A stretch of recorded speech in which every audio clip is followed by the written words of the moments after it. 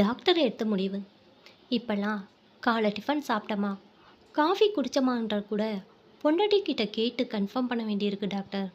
அவ்வளோ ஞாபகப்படுத்தி வந்துட்டு, எந்த பள்ளியில் படித்தேன், என் 1ஆம் கிளாஸ் டீச்சர் அம்மா பேர், 7ஆம் வகுப்பு படித்தப்ப நானும் என் நண்பனும் வீட்டில் நாலனா திருடி ஒன்றா சேர்ந்து 5 கல் தூரம் வெயிலில் நடந்து போய் பார்த்த எம்ஜிஆர் படத்தோட பேர், அந்த டூரிங் கொட்டாயோட பேர், 8ஆம் கிளாஸில் நான் லவ் லெட்டர் கொடுத்த பெண்ணோட பேர், அவ்வளோ ஏன் நான் பியூசி ரிசல்ட் பேப்பரில் பார்த்தப்போ போட்டிருந்த சட்டையின் கலர் கூட எனக்கு தெளிவாக ஞாபகம் இருக்குது.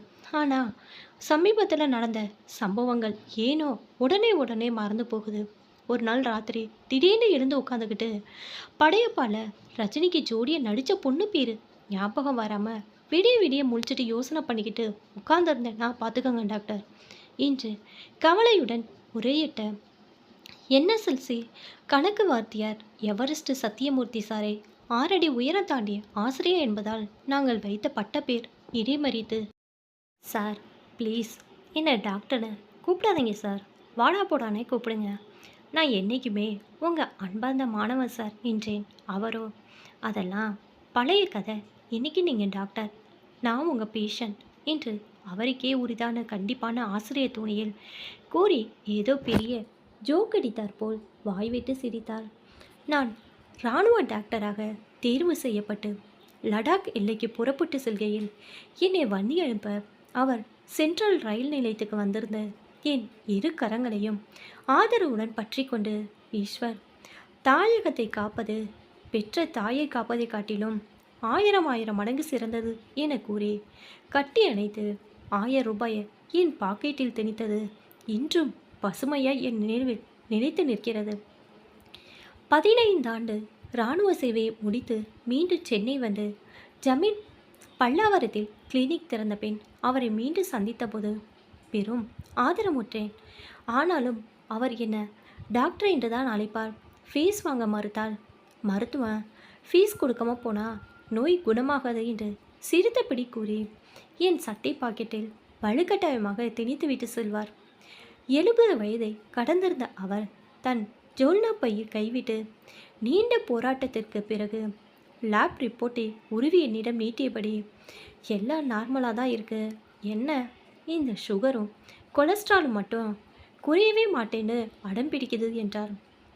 சார், இவ்வளோ கஷ்டப்படுறீங்களே, உங்கள் மகன் இல்லை மகளை துணைக்கு கூட்டிகிட்டு வந்திருக்கலாமே என்றேன்.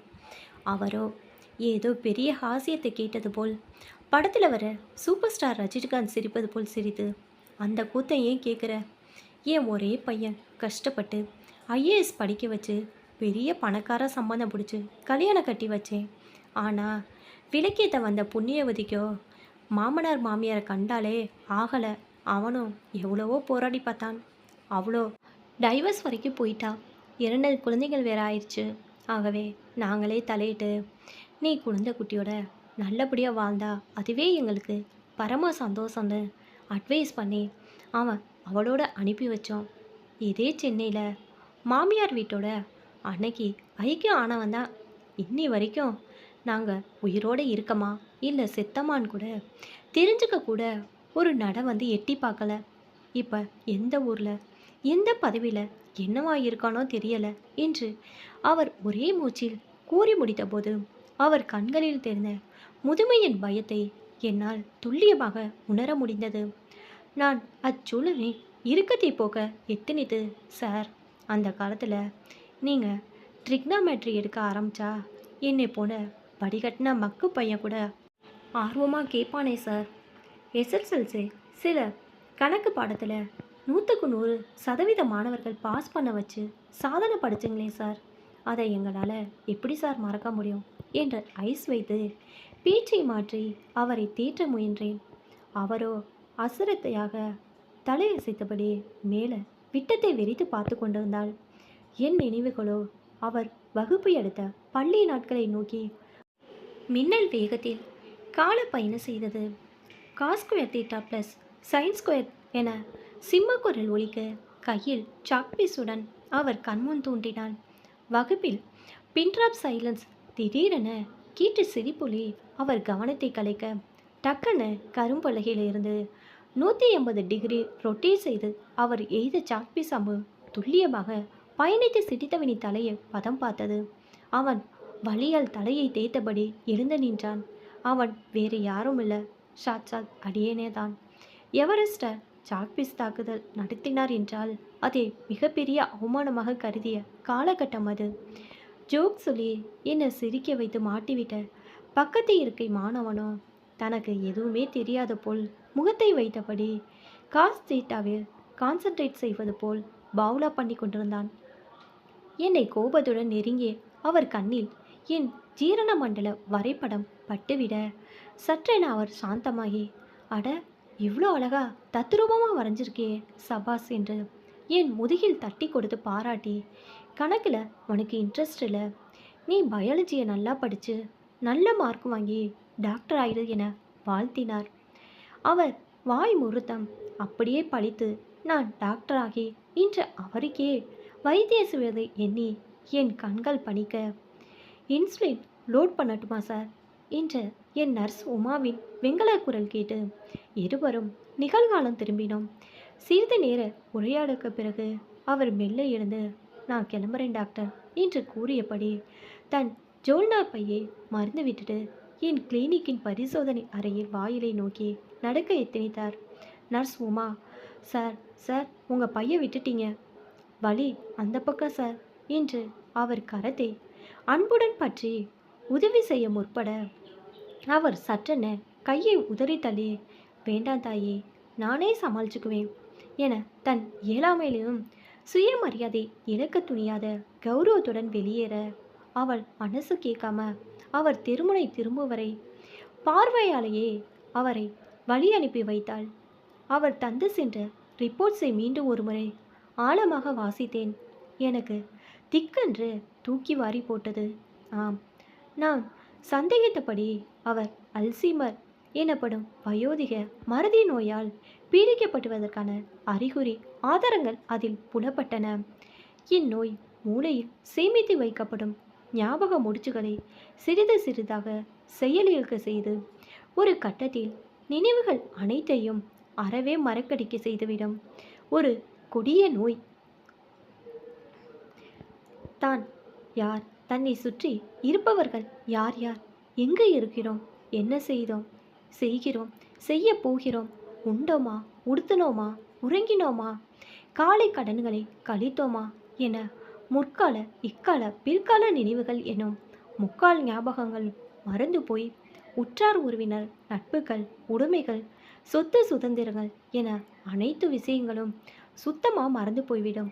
இன்று புதிதாய் பிறந்த பச்சின குழந்தை போல் தன்னைத்தானே பராமரித்து கொள்ளும் தன்மையை இழந்து முழுக்க முழுக்க பிறரை நம்பி வாழும் அபாய நிலைக்கு தள்ளப்படும் ஆதரவற்ற நிலையை இந்நோய் ஏற்படுத்திவிடும். இந்நோய் முதுவை அளிக்கும் ஈவு இரக்கமற்ற ஒரு சாபக்கேடு. இது பொதுவாக எல்லோருக்கும் வருவதில்லை, ஒரு சிலருக்கு மட்டுமே ஏற்படும் ஒரு அபூர்வ நோய். என் கண்முன் எவரெஸ்ட் சார் மீண்டும் வந்து நின்றார். எப்பேற்பட்ட சிறந்த மனிதாவுள்ள ஆசிரியர் அவர். அரசு பள்ளியில் பயிலும் ஏழை மாணவர்களுக்கு வழிகாட்டியாய் விடிவெள்ளையாய் வாழ்ந்த ஓர் உயர்ந்த மனிதர் அவர்.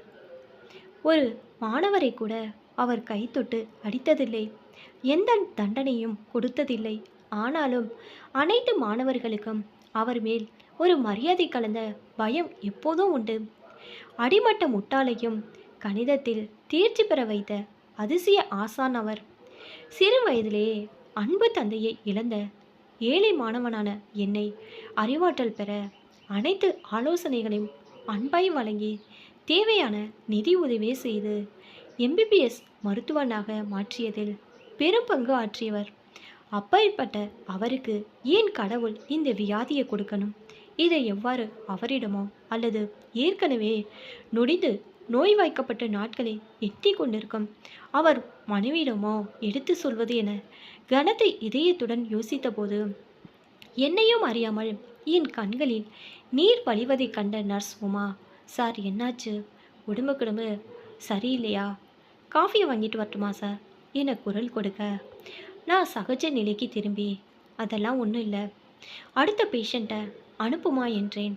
அடுத்த நாள் அவர் மகனின் தொலைபேசி எண்ணை சிரமப்பட்டு தேடி கண்டுபிடித்து தொடர்பு கொண்டு அவரிடம் பேசி நிலைமையை விளக்கமாய் எடுத்து சொன்னேன். ஆனால் அவரோ அசுவாரஸ்யமாய் தன் மனைவியிடம் மந்திர ஆலோசனை செய்ய, அவரோ வயசானாலே இப்படி மூளை கலங்கி போவது சகஜதானே, அதற்கு நாம என்ன செய்ய முடியும் என ஏதேதோ பாசமின்றி நேசமின்றி பேசியது தெளிவாய் என் காதில் விழுந்தது. கோபத்தில் டக்கன ஃபோனை கட் பண்ணிய நான், சின்ன வயதில் என்னை தவிக்க விட்டு மறைந்த என் அன்பு தந்தை மீண்டும் எனக்கு எவரெஸ்ட் வாத்தியார் வடிவில் கிடைத்துவிட்டார்.